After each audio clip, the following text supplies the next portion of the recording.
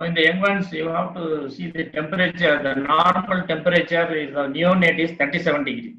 So when you see the temperature, you should not think it is a subnormal temperature. Newborn one, it should not see it is a subnormal temperature. It is a normal one in N1. A day old or just in 1 week old. Our normal temperature of the adult one is 38. So suppose when you see the temperature of a young one, a day old or a second day old calf or lamb having a 39 degrees centigrade means you should not think it is a normal one also. 38 means you should not think it is a normal, it is pyrexia. So you have to treat it accordingly. So temperature recording is most important. And the Menas reflex, just if you keep your hand like this and just you go there and you open your fingers like this, the Menas reflex will be absent. It will be up to 2 weeks, it will be absent. So in that case, you should not say this Menas reflex is absent means you should not say any other neurological signs. Because it is a learned reflex, it will come only after 2 weeks. So recording the temperature is most important in the young one, and seeing the respiration rate also is very important. During the first earliest, immediately after birth, the colostrum feeding is most important, that we have to insist regarding the colostrum feeding to the farmers. Usually the farmers immediately after calving, most of them they are nowadays aware, they will give the colostrum to the calf. Around 10% of the body weight should be given as a immediately colostrum should be given within few hours of birth. Suppose some cases when farmers are went outside for any paddy field or any other work, they will be returning in the evening. So the animal would have calved in the morning, so they will return back and they will give the colostrum in the evening. So the concept will be gone. So the already some 12 hours has been passed means there is no meaning of giving the colostrum, because the absorption of colostrum is very much high during the earliest part of the immediate life. I mean, immediately after birth, it will be more absorption will be more in the during the first 2 to 3 hours. Within 4 hours, the absorption will be more. After 4 hours, the absorption will be slowly reduced. By 6 hours, 50% will be absorbed, and by 8 hours, around 80% only will be absorbed. After 8 hours, it won't get absorbed mostly. After 12 hours of birth, if you give colostrum, there is no use. The immunoglobulin is not absorbed through the intestinal tract. So you have to educate the farmers that you have to collect the colostrum and immediately you have to feed the animal at the earliest. Because without colostrum, the colostrum deprived animals are more prone for neonatal infection. Diarrhea will be there, respiratory distress will be there, pneumonia will be there. These type of calves cannot able to come up as a very good milking animal in the future. They will lose their life in the earliest part itself. So colostrum feeding is most important. Suppose if you are a farm practitioner, so you are a farm practitioner, you are seeing a farm and there are many calves are there and more number of diarrhea, pneumonia cases are there. So in that case, the owner will be getting fed up. A lot of animals are getting diarrhea, pneumonia, mortality is there means you have to think about whether the calf has received the colostrum or not. There are certain field tests available that is called the zinc sulfate solution test. You can take a 15% zinc sulfate in a 10, for example, 5 ml or 10 ml of zinc sulfate solution, 15% solution in a test tube, and add 1 ml of serum collected from the calf and keep it behind a paper. So, for example, any letters in a paper means just to keep the test tube like this, and through the test tube, that serum, if the letters are clearly visible, that clearly indicates that colostrum immunoglobulin has not been transferred to the calf. If the letters are very cloudy, that indicates the immunoglobulin has been successfully transferred. So this is the field test commonly used. Anyone can do it anywhere. And some other test is also available to assess the failure of passive transfer of colostrum. That is by Briggs refractometer. So that we will be seeing in another session how to evaluate whether the calf has received the colostrum or not by seeing putting a drop of serum in the Briggs refractometer, and just you can see some values are there. That will be training you in the next coming sessions. So that refractometer is all available in the online is available. So colostrum administration is the most important thing in the neonates, that we have to keep it in mind, and also we have to inform the farmers in our day-to-day practice. Otherwise, it will prone for neonatal diarrhea, neonatal infection, and respiratory distress. Suppose when the animal is not having colostrum, suppose the animal has died, or there is no milk, or mastitis is there, so not getting colostrum means you can go for artificial colostrum for the lambs and kids and calves.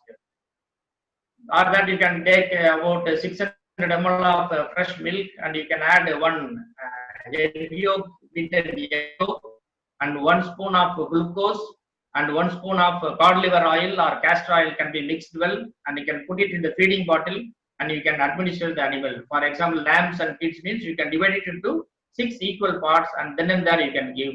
That will be giving more effectiveness, and the meconium retention will be relieved. The animal will pass, feces will be passed, and it will be very much useful for the lambs and pigs. So you have to advise the farmers for if colostrum is not available, you have to go for artificial colostrum. And regarding the young ones, so the day old, for regarding the deworming of calves, deworming of young ones is most important thing, and especially buffalo calf is more prone for Toxocara vitilorum. During the birth itself, it will be having more number of worm infestation. So you can deworm the buffalo calf at the earliest. You can deworm the calf usually we used to deworm by 2 weeks, like that we used to deworm, but buffalo calf you can deworm at the earliest. Then the drug of choice for deworming are piperacin adipate powder, 100 to 150 milligram per kg body weight orally, that you can give. For example, if you are giving piperacin, if it is available in the dispensaries, we used to give with the 150 milligram per kg body weight, and we should not, we have to tell the farmers after giving piperacin, don't let the calf in the sunlight, because it won't get any problem. Chances of photosensitization are there, so you advise don't give it in the morning hours, that we used to advise. So advise to give it in the evening hours, so that will be more effectiveness to avoid photosensitization like that. Then the other drugs of deworming you can use is the pyrantel pomade, 25 milligram per kg body weight can be given. Albendazole can be given 5 to 10 milligram, and fenbendazole can be given 5 to 10 milligram per kg body weight. So suppose some cases the worm load will be more in the calves, and the calf become recurrent and the coma stage. It will go for the coma stage, that is called as verminous coma in the young ones. In such cases, whenever a buffalo calf or a calf less than 1 month is brought to you with the history of lateral recurrency, not getting a milk, definitely you can go for a diagnosis of worm infestation. So this is a case of 2 weeks or 1 month old buffalo calf, not dewormed at all, brought with a lateral recurrency. So you connect the fluids, first to stabilize the animal. The animal will be in the shock condition. First to stabilize the animal, then the animal will become normal. First you give fluid therapy, you can give bigger lactate, stabilize the animal. Then after stabilizing the animal, then you go for deworming. You can administer piperacin adipate powder or pyrantel pomade, whatever. Such cases, after giving deworming, after 4 hours, you can give some 30 gram of magnesium sulfate orally, so that all the worms will be evacuated completely. So the next day, the farmer will say a lot of kg of noodles like worms are there.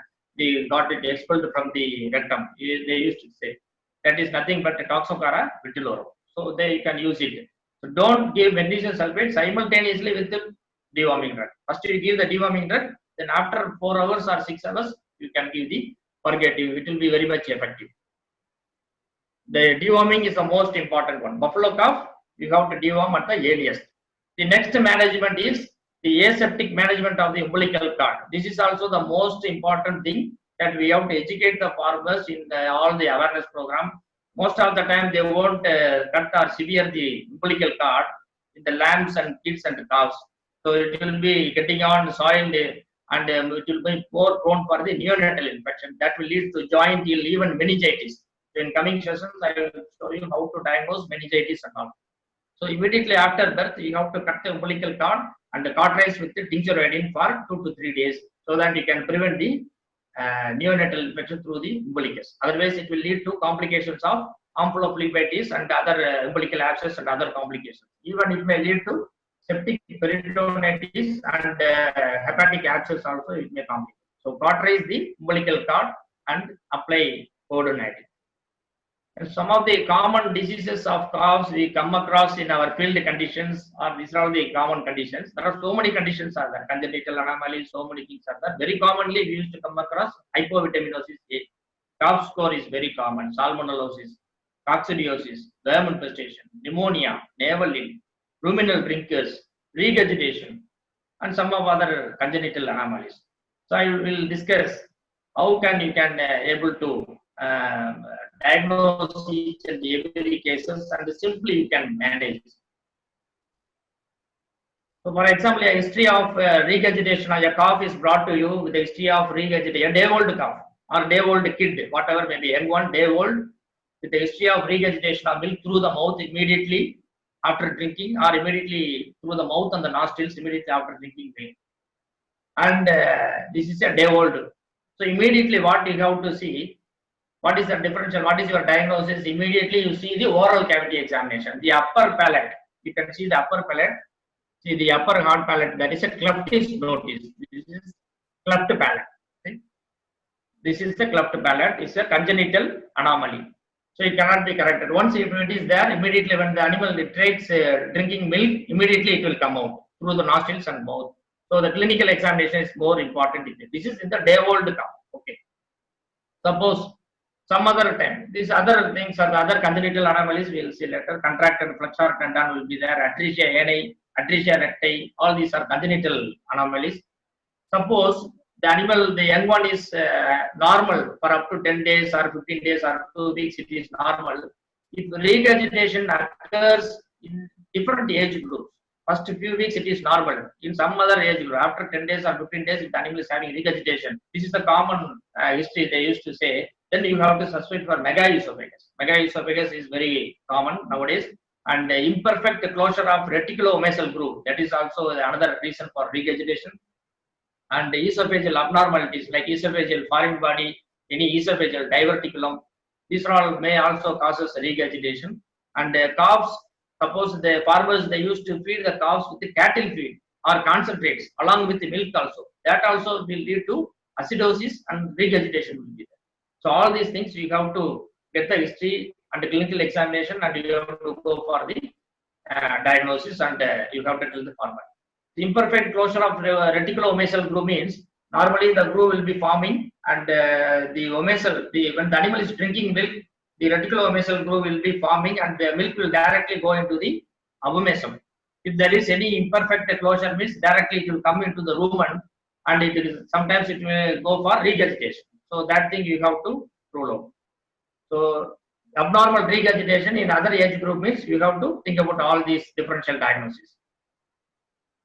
And in the farmers, sometimes they used to bring this type of kids to our hospital immediately after birth. It is not getting up. So from the birth, it is taking milk and everything normal, but it is not able to walk, and it is always lying down. It's a 2-day-old, 3-day-old kids. Like they used to bring a lot of kids and lambs to our hospital. They are nothing but a weak kid syndrome.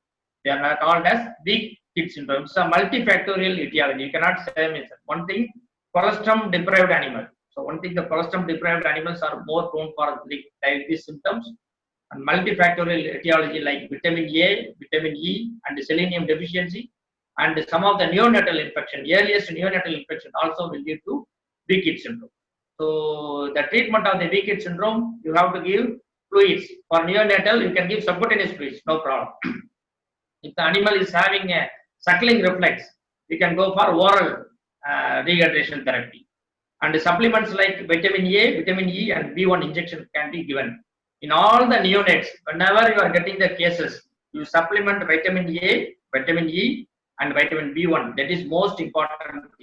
All the cases you can give, because the neonatal reserve of vitamin A and vitamin E is very much low. So you can give in all the cases. And you supplement thiamine. You can give the B1 injections you can give. And the flunixin in cases of very unconscious or systemic involvement cases, you can give flunixin as a 1 dose. And antibiotics, if any systemic involvement is there, you can give antibiotics. So all the weak kid syndrome, fluid therapy is a must, and give supplements. Within 2 or 3 days, or slowly the animal will get up, we can save the animals. The young one treatment is very delicate, because once you save the calf, you can save the amount of about 80,000 of a future animal. For example, you are saving a kid or lamb, you can save the amount of future 10,000 rupees for the farmers.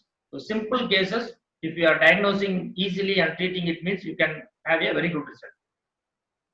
And suppose if you want to see the glucose level, nowadays we are using this type of glucometer for evaluating the glucose level in large animal practice and small animal practice also, dog and also. The same thing can be used in neonates and the adult practice and the large animal practice. Just take a drop of blood and see the glucose level, and you can assess whether the animal is needed, any glucose level is there or not.